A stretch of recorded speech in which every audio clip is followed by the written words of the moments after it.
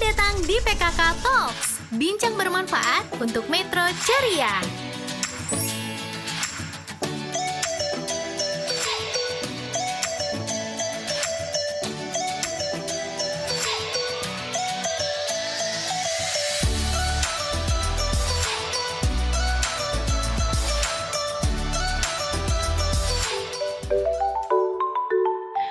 Assalamualaikum warahmatullahi wabarakatuh. Selamat siang, salam sejahtera sahabat PKK semua di Kota Metro. Pada siang hari ini kita akan berbincang-bincang dengan narasumber kita yang luar biasa hebat dari BNN Kota Metro. Mudah-mudahan sahabat PKK di Kota Metro dapat memperhatikan dengan baik materi yang akan kita sampaikan nanti. Sebelum kita bincang-bincang, kita kenali dulu siapa sih sebenarnya narasumber kita pada hari ini. Ada narasumber yang hebat dari BNN Kota Metro. Mungkin sahabat PKK di Kota Metro juga sudah sering mendengarnya atau sering melihatnya, karena Bapak yang satu ini luar biasa jam terbangnya. Jadi Bapak ini bernama Bapak Ari Kurniawan. Beliau menjabat sebagai penyuluh narkoba di BNN Kota Metro. Sebelum kita berbincang-bincang, kita sapa dulu ya sahabat PKK. Selamat siang Pak Ari. Selamat siang, selamat sore Ya. Mbak Nuning, juga selamat siang menjelang sore. Sahabat PKK semua, apa kabar? Sehat-sehat semua? Alhamdulillah. Sehat Pak.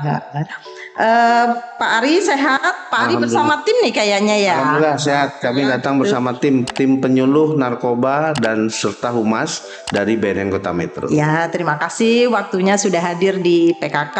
Ya. Mudah-mudahan nantinya sebelum kita berdialog secara interaktif, materi yang akan disampaikan oleh Pak Ari bisa diterima oleh masyarakat semua. Dan bisa kita tahu semua ya Pak ya, bahwa narkoba saat ini lagi marak. Dan mudah-mudahan ilmu yang diberikan oleh Pak Ari nanti bisa bermanfaat untuk masyarakat Kota Metro. Ya, sebelum kita berbincang lebih jauh, saya pengen tahu dulu nih Pak, sebagai host di acara ini, dan untuk ilmu ke masyarakat semua, sebenarnya narkotika itu apa ya Pak ya? Monggo Pak Ari. Ya, baik Mbak Nuning. Jadi mungkin orang kan sering mendengar narkotika, narkoba, nabza. Sebetulnya kalau kita ngomongin tentang narkoba itu ada 3 suku katanya, yaitu nar, ko, dan ba. Ya. Narnya adalah narkotika, ko-nya psikotropika, dan ba-nya adalah bahan adiktif lainnya.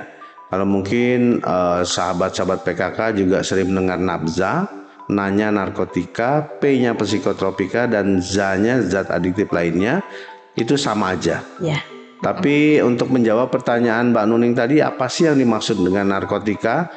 Sesuai dengan Undang-Undang Nomor 35 Tahun 2009 tentang narkotika itu, narkotika disebutkan pengertiannya adalah zat atau obat yang bisa berasal dari tanaman atau bukan tanaman, kemudian juga dia sintetis atau semi sintetis, dapat menyebabkan penurunan, kemudian perubahan kesadaran, menghilangkan rasa, sampai menghilangkan rasa nyeri, dan juga menimbulkan ketergantungan. Kemudian itu diatur penggolongannya pun berdasarkan Undang-Undang Nomor 35 Tahun 2009 di lampiran 1, bahwa ada golongan narkotika golongan 1, 2, dan 3. Seperti itu Mbak Nuning. Oh iya, terima kasih Pak Ari. Terkait dengan narkotika sendiri, kan biasanya ada tuh bahasa perkusor narkotika, prekursor narkotika. Nah, mungkin Pak Ari bisa menjelaskan apa sih sebenarnya prekursor narkotika itu, dan secara detail yang dimaksud dengan prekursor narkotika itu seperti apa Pak? Ya, baik Mbak Nuning ya.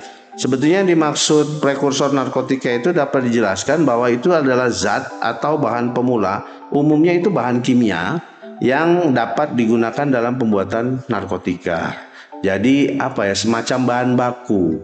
Kalau mau bikin misalnya kayak pisang goreng, setidaknya kan ada pisangnya, ada kemudian tepungnya, ada airnya, ada garamnya. Nah kalau ini, karena tadi saya bilang bahwa narkotika yang alami bisa berasal dari tanaman kayak ganja, kokain. Tapi kemudian seperti kayak pernah dengar kita sabu ataupun ekstasi, itu adalah olahan bahan kimia buatan manusia tapi kemudian masuk ke golongan narkotika. Nah, ada bahan-bahan tertentu yang kemudian kita sebut dengan prekursor narkotika karena merupakan bahan awal untuk pembuatan si narkotika sintetis itu. Oh gitu. Wah. Dan itu juga diatur. Ya, siap. Kemudian Pak, kalau sekarang istilah di BNN itu kan mungkin pernyataan-pernyataan ini atau sosialisasi terkait ini sudah banyak disosialisasikan oleh BNN, baik itu lewat OPD maupun lewat mana. Yang dimaksud dengan program yang namanya program P4GN itu apa Pak? Kadang kan kepanjangan tuh Pak ya, P4GN. Tapi yang dimaksud dengan program P4GN itu seperti apa Pak? Jadi Mbak Nuning dan sahabat PKK semua, P4GN ini adalah core bisnisnya BNN. Jadi karena terlalu panjang sehingga disingkat gitu ya. P-nya ada 4 kemudian GN. Iya betul. Itu singkatan dari pencegahan dan pemberantasan penyalahgunaan dan peredaran gelap narkoba. Oh gitu. Jadi P-nya ada 4, kemudian GN-nya gelap narkoba. Apa yang dicegah? Yang dicegah adalah penyalahgunaan dan peredaran gelap narkobanya. Gitu. Dan apa yang diberantas? Yang diberantas adalah penyalahgunaan dan peredaran gelap narkobanya. Makanya kalau kita berulang-ulang nyebutin pencegahan dan pemberantasannya kan panjang tuh. Makanya disingkat bahwa kewenangan P4GN diampu oleh BNN. Ya mungkin sahabat PKK sering mendengar P4GN tetapi tidak paham saja nih apa sih itu P4GN. Iya, karena kan saya sudah pernah mengikuti P4GN ini kan kayaknya sosialisasinya sudah di mana-mana. Baik lewat OPD maupun organisasi lainnya sudah pernah melihat. Kan kadang-kadang masyarakat masih belum mencerna dengan baik apa sih sebenarnya P4GN itu. Betul Manu. Terima kasih. Terus kemudian yang selanjutnya ini Pak, kalau menurut Pak Ari sebenarnya permasalahan-permasalahan apa saja sih Pak sebenarnya yang ada kaitannya dengan narkoba ini Pak? 2 sebetulnya Mbak Nuning itu ya. Jadi 2 permasalahan utama terkait narkoba ini adalah penyalahgunaan dan peredaran gelapnya. Ya, kalau penyalahgunaan narkoba didefinisikan sebagai tindak pidana, tindak kejahatan menggunakan narkoba tanpa hak atau melawan hukum. Ya, sedangkan kalau kejahatan peredaran gelap narkoba itu definisinya adalah kegiatan atau serangkaian kegiatan peredaran yang dilakukan secara tanpa hak atau melawan hukum. Karena apa? Dari 3 kejahatan luar biasa itu selain korupsi, terorisme, ada juga narkoba. Diatur dengan undang-undang tersendiri sehingga kita nggak akan menemukan pasalnya dalam kitab undang-undang hukum pidana. Karena dia termasuk kategori extraordinary crime. Nah, di situ disebutkan bahwa dalam pasal 4 sebetulnya narkotika dijamin ketersediaannya oleh negara, tetapi hanya untuk pelayanan medis atau kesehatan. Konsekuensinya harus sepengetahuan medis, nggak bisa sembarangan. Betul. Kemudian yang kedua untuk pengembangan iptek. Nah, kita melihatnya justru disitulah pembetul guna narkotika.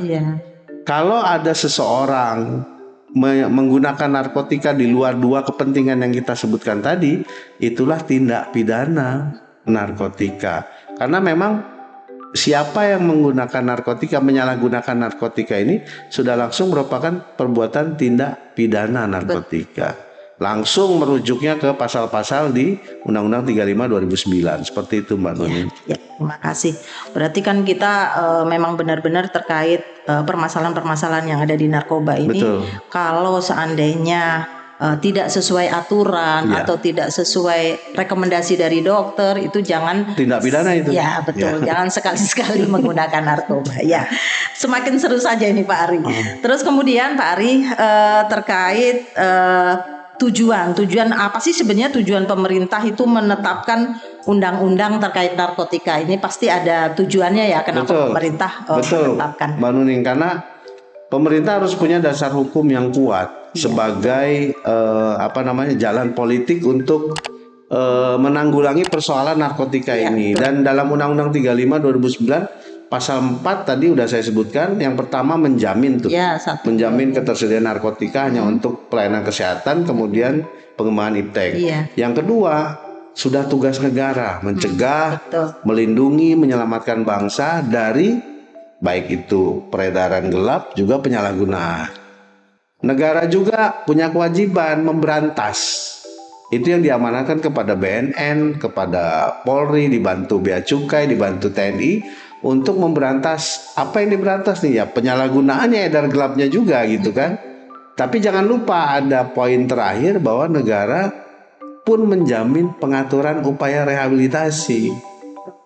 Ini nih siapa nih yang kita rehab? Rehabilitasi ini pemahamannya hanya bagi korban, penyalahguna dan pecandu, supaya mereka bisa lepas dari ketergantungan narkotika dan bisa kembali lagi ke masyarakat seperti ya manusia yang makhluk sosial lainnya lah gitu. Jadi di Undang-Undang 35 tahun 2009 itulah tujuannya negara mengatur persoalan narkotika. Bukan berarti nggak boleh ada, cuman ada aturannya. Seperti itu. Oke, ya berarti kan kalau pemerintah ini sudah membuat suatu undang-undang, segala resiko yang terjadi terkait penyalahgunaan narkoba pasti ada solusinya ya Pak. Jadi Betul. nanti itu diatur semua dalam undang-undang yang ditetapkan oleh pemerintah. Benar, Itu ya benar. Pak Ri ya. Benar, Mbak Oke. Nuning. Terus terkait penanganan permasalahan narkoba itu sendiri Pak, pasti tentunya BNN itu sudah melakukan pendekatan-pendekatan yang sudah dilakukan oleh BNN terkait permasalahan narkotika yang ada di Indonesia ini. Kira-kira apa aja sih Pak pendekatan-pendekatan terkait permasalahan ini khususnya BNN, apa saja yang dilakukan oleh BNN? Baik Mbak Nuning, ini jadi pendekatan ini sifatnya simultan, berkelanjutan. Jadi tidak boleh dipotong, boleh ini saja gitu ya. Ada 4 pendekatan yang dilakukan oleh BNN berkaitan dengan penanggulangan narkotika ini. Yang pertama promotif, kemudian preventif, selanjutnya adalah kuratif atau pengobatan rehabilitatifnya, dan yang keempat represif. Kalau promotif ini memang dilakukan dalam rangka membangun kesadaran, pengetahuan kepada masyarakat bahwa narkoba ini bahaya loh gitu. Ayo kita kampanyekan hidup sehat tanpa narkoba. Sehingga masyarakat nantinya melalui promosi atau kampanye itu punya kepribadian yang tegas, kuat untuk nolak, say no to drugs gitu ya. Kalau untuk promotif, kemudian yang preventif itu upaya membentuk masyarakat supaya memiliki kemampuan dan sistem ketahanan atau imunitas ya dalam menghadapi ancaman baik itu penyalahgunaan maupun edar gelapnya. Kemudian yang ketiga, nah ini rehabilitatif atau kuratif. Kalau memang sudah, sebetulnya semua orang potensi terpapar narkotika waktu, nah seperti itu. Dan yang terakhir, jangan lupa 4 represif nih. Kalau represif ini memang penegakan hukum, apakah itu penangkapan, semuanya tentang upaya pemberantasan. Nah BNN pasti bekerja sama dengan Polri, ya karena kan memang dari awal kita sudah paham bahwa narkotika ini adalah perbuatan tindak pidana. Nah itu sehingganya Pak Polisi juga punya Pak Polisi dan BNN punya kewenangan untuk melakukan penangkapan bagi mereka yang menyalahgunakan ataupun mereka yang mengedar gelapkan narkotika. Betul. Ya. Berarti ya Pak ya, pendekatan-pendekatan yang dilakukan oleh BNN ya yang paling utama sebenarnya promotif itu tadi ya, dan preventif. Yeah. Promotif dan preventif. Promotif supaya juga masyarakat juga jauh lebih tahu ketika kita sering atau mensosialisasikan bahaya narkoba seperti apa, terus nanti preventifnya seperti apa. Betul. Kita lebih kepada upaya membangun kesadaran dan penguatan di pencegahan. Karena apa? Saya yakin kita semua sepakat bahwa kita berada pada gerbong yang sama, mencegah lebih baik daripada mengobati. Oke, siap. Waduh, keren banget ini Pak. Ini baru pertanyaan segini aja udah ternyata Pak Ari luar biasa ini ya. Belum pertanyaan-pertanyaan selanjutnya. Soalnya banyak banget ini Pak Ari pertanyaan terkait untuk sahabat PKK kita jelasin semua. Oke, siap. Sahabat PKK supaya ngerti semua ya Pak Ari ya. Oke. Selanjutnya Pak Ari terkait survei penyalahgunaan narkoba itu sendiri, sebenarnya apa saja sih yang sudah dilakukan terkait survei penyalahgunaan narkoba itu? Baik Mbak Nuning, jadi Survei ini dilakukan secara nasional Iya. dan tidak dilakukan setiap tahun. Kebetulan dilakukan setiap tahun ganjil. Jadi pada tahun 2017, 2019, 2021 dan terakhir 2023. Cuman yang 2023 belum rilis nih hasilnya. Tetapi sebagai bayangan bahwa pada tahun 2021, 2 tahun ke belakang dan 2019 BNN bekerjasama baik itu dengan LIPI ataupun yang sekarang menjadi Badan Riset dan Inovasi Nasional gitu ya. Kemudian juga dibantu BPS. Survei ini dilakukan dengan populasi pada usia 15 sampai 64 tahun. 15 sampai 60. Kalau kita bicara usia 15 berarti kan itu masih anak-anak. Iya. Setelah pasca pandemi, kasus-kasus narkoba ternyata setiap tahun memang cenderung naik. Nambah terus. Memang kita juga tidak pernah ada yang mengkonfirmasi bahwa daerah saya bersih narkoba. Rasanya semua daerah juga 34 provinsi, 514 pemerintah kabupaten kota rasanya sudah terpapar semua oleh narkoba. Iya, kayaknya memang terpapar semua ya Pak. Secara nasional Hampir ini. apa ya bisa dikatakan kita ini sebetulnya darurat lah, tidak aman gitu. Karena wilayah kita semua sudah terpapar oleh narkoba. Itu jadi survei memang dilakukan setiap tahun ganjil ya Mbak Nuning. Survei ini sebetulnya punya tujuan selain untuk memetakan penyalahgunaan narkoba di Indonesia pada tingkat nasional, juga punya tujuan khusus nih. Yang pertama untuk mengetahui angka prevalensi penyalahgunaan narkoba dan juga perbandingannya dengan prevalensi 2 tahun sebelumnya. Kemudian juga menganalisis pola penyalahgunaan narkotika serta menganalisis faktor-faktor yang mempengaruhi penyalahgunaan narkoba, baik itu faktor individu, kemudian keluarga ataupun sosial. Nah itu Mbak Nuni. Ya, jadi lumayan ya Pak ya. Besar sebetulnya. Angkanya ini bukan main-main gitu. Iya betul. Setelah dilakukan survei ternyata hasilnya itu besar dan hampir semua daerah memang sepertinya sudah tidak bersih. Tidak bersih ya, dan terpapar itu. Iya, ngeri ya Pak ya. Terus kemudian gini Pak Ari, terkait faktor-faktor yang mempengaruhi penyalahgunaan narkoba itu sebenarnya apa saja sih? Pastikan dari beberapa yang terpapar, pastikan ada faktor-faktor yang mempengaruhi penyalahgunaan narkoba itu sendiri. Betul Mbak Nuning. Jadi kalau kita membaca lengkap hasil riset itu agak terperangah juga sih sebetulnya kita ya. Contoh nih, 80% remaja menyalahgunakan narkotika itu karena coba-coba. Betul. Kita bisa memahami bahwa untuk faktor usia mereka yang sedang transisi dari anak-anak menjadi dewasa, dalam tahap pencarian jati dirinya, kegalauan mereka mencari ini mau seperti apa sih gitu ya.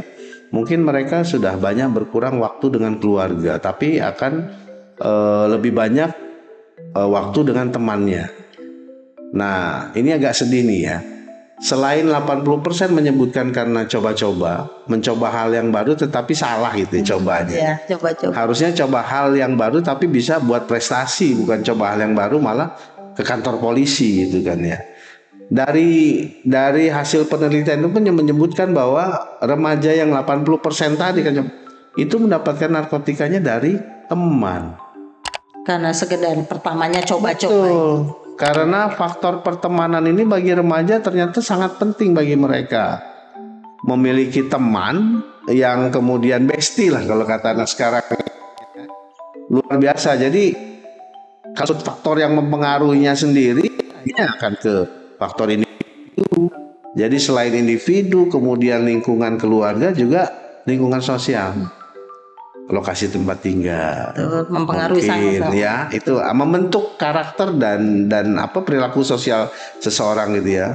Kemudian juga apakah itu lingkungan yang rawan terhadap kejahatan, itu sangat berpotensi Mbak Nuni. Iya, jadi tapi kalau kita melihatnya faktor individu dulu sih sebetulnya harus kuat, karena ada beberapa contoh anak yang anak yang baik gitu ya, tinggal di lingkungan yang buruk. Tapi karena dia punya proteksi dirinya yang luar biasa, ya dia tetap keluar sebagai orang yang bagus, orang yang baik, walaupun dia tinggal di lingkungan yang buruk. Tapi kasusnya kan tidak 1 dalam 5, tapi mungkin 1 dalam 1.000.000 seperti itu. Nah, itu Mbak Nun. Ya, ternyata apalagi sekarang ini ya Pak Ari, jet itu ya, jet itu kan alat komunikasi yang sekarang HP itu. HP itu Ya, kalau kami nyebutnya jin gepeng lah. Oh, jin gepeng. Jadi kan alat ini sangat mempengaruhi seseorang anak, seseorang remaja bergaul nggak boleh di luar, tapi di lewat ini aja udah gampang ya Pak Ari ya. Bukan kita melarang anak-anak kita untuk berteman, tetapi kalau zaman sekarang ya Mbak Nuning, itu lebih kepada selektif memilih teman. Karena kalau memang sudah tahu itu, maafnya ngomong, temannya akan bawa dia ke hal yang kurang baik, jangan diteruskan itu gitu loh. Karena kita tahu pada saat masa remaja yang galau gini, kalau dia petunjuk arahnya benar, insya Allah dia jadi benar. Tapi kalau kemudian petunjuk arahnya salah, ya banyak kejadian gitu loh. Remaja yang akhirnya belok ke arah yang salah. Nah, seperti itu Mbak. Jadinya kan memang harus saling keterkaitan ya, betul. Lingkungan keluarga, lingkungan sosial, baik maupun dari individu itu sendiri. Ini jadi harus kita bicaranya ketahanan remajanya sendiri, ketahanan keluarganya. Nah, nyambung dengan PKK, tinggal bagaimana PKK bisa membangun ketahanan keluarga anti narkoba. Itu bagus betul itu. Karena dari sinilah gerbang pertama. Betul. Kan ibu madrasah pertama bagi anaknya. Terus boleh diceritakan sedikit Pak Ari terkait kasus kejahatan narkotika yang ada di Kota Metro. Mungkin sahabat PKK di Kota Metro juga bisa mendengarkan sebenarnya bagaimana sih atau sejauh mana sih kejahatan narkotika di Kota Metro ya. Iya. Pertama, Metro bukan kota besar. Kalau skalanya sih ya menengah ya, skala menengah. Walaupun tidak jauh dari ibu kota provinsi. Cuman Metro sudah mentasbihkan dirinya sebagai kota pendidikan di wilayah tengah Provinsi Lampung, sehingga kita tidak bisa menolak orang untuk datang dan bersekolah di Kota Metro. Metro yang tidak begitu banyak punya sumber daya alam, itu mengandalkan potensi-potensi jasa yang ditawarkan oleh kota kepada para penghuninya ataupun pendatang di wilayah seputaran kota gitu ya. Jadi kalau kita bicara tentang kota, ya sisi baiknya ada, sisi buruknya juga ada. Kota pendidikan bukan berarti juga Kota Metro nggak ada kasus narkoba, juga enggak.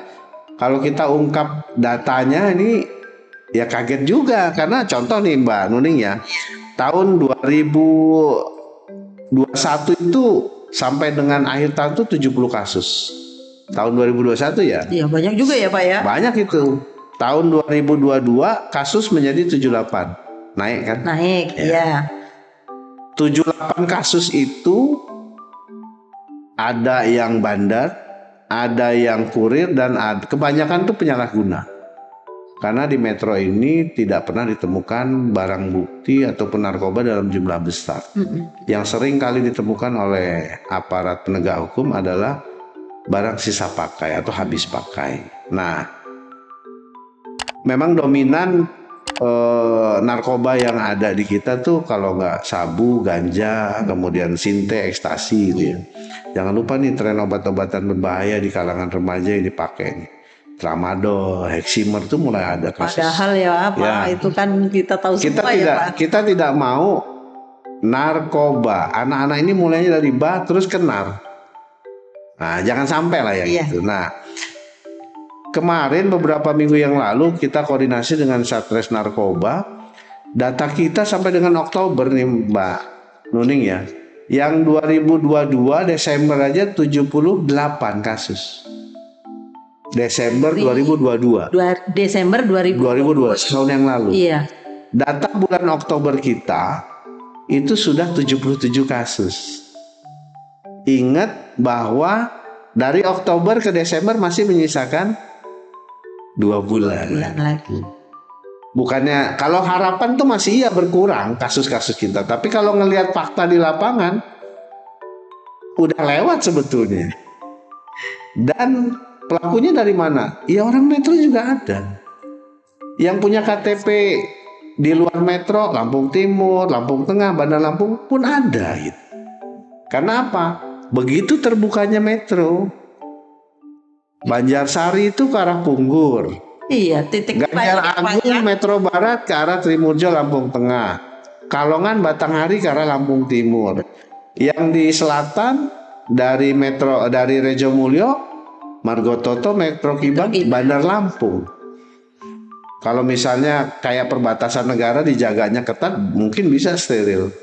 Kalau sekarang kan yang mau sekolah ke metro, yang mau punya bisnis ke wilayah di sekitarnya, orang yang mau belanja ke metro, yang kita ambil baiknya oke. Tapi kita yakin juga bahwa orang juga pasti datang ada membawa niat buruk. Nah, betul. ternyata di lapangan ya itu kasus-kasus narkoba juga ya banyak yang pendatang. Pakainya di mana, belinya di mana gitu, makanya di metro. Ya, kalau metro ini kan memang enak untuk tinggal gitu. Aksesnya banyak, Pak. Aksesnya Akses banyak, masuknya tidak sulit. Kemudian juga sebagai sebuah kota rasanya fasilitas sudah lengkap gitu ya. Mau kemana-mana, mau beli apa aja kayaknya udah ada kalau di metro.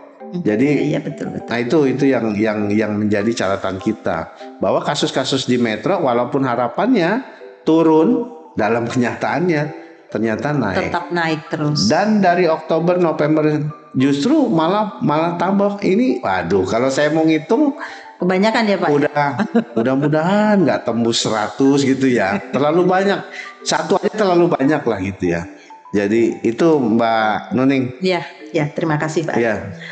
Kemudian kalau di kota metro itu sendiri, kalau menurut pengamatan atau yang sudah dialami oleh BNN, daerah mana sih Pak yang sebenarnya yang rawan itu di kota metro ini sendiri? Jadi BNN Metro tuh sama Polres Metro memang mewaspadai pertama wilayah-wilayah yang menjadi perbatasan dengan kabupaten sekitar.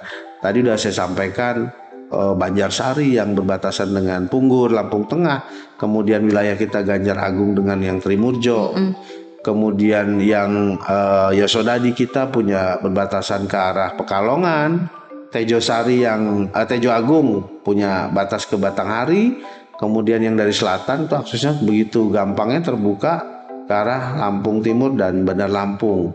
Itu yang harus kita waspadai. Tetapi kalau dari hasil pemetaan kawasan rawan gitu ya, di metro sendiri ada 3 daerah yang statusnya waspada. Bersyukurnya kita tidak ada, dari 22 kelurahannya tidak ada yang bahaya, cuman statusnya waspada. Kalau kelurahan yang lain tuh siaga, karena memang tidak ada yang aman di kita dari narkoba, semua berpotensi. Nah, dari 3 wilayah kita yang rawan ini, karena karakteristik wilayahnya juga kayak Iring Mulyo, kemudian Mulyo Jati, Hadi Mulyo Barat, sektor non formalnya banyak. Kemudian di wilayah itu kita banyak mendapati kos-kosan, rumah sewa, kontrakan, dan hunian-hunian yang sifatnya punya privasi tinggi. Dan banyak pendatang saya rasa di situ, sehingga daerahnya ramai. Usaha kafe, kemudian untuk menunjang kehidupan kampus ya, karena di Iring Mulyo banyak sekali sarana sekolah, bahkan dari TK, SD, SMP, SMA sampai perguruan tinggi. Dan Mulyo Jati memang perlintasan, tetapi tidak menutup kemungkinan bahwa ya pendatang yang ada di metro pun, bahkan termasuk kita yang warga asli metro, ya tetap semua harus waspada, karena narkoba bisa saja ada di mana aja. Iya. Nah itu. Walaupun titik rawan ada di situ. 3 itu, tetapi bisa saja. Bisa ada. saja di mana. Betul banget. Iya, betul. Terkait dengan kasus-kasus narkoba di sini kan pastinya ada beberapa upaya BNN untuk meminimalisir kasus-kasus kejahatan narkoba khususnya di kota metro. Apa saja sih Pak Ari terkait upaya-upaya dari BNN itu sendiri untuk meminimalisir kejahatan yang ada di Kota Metro.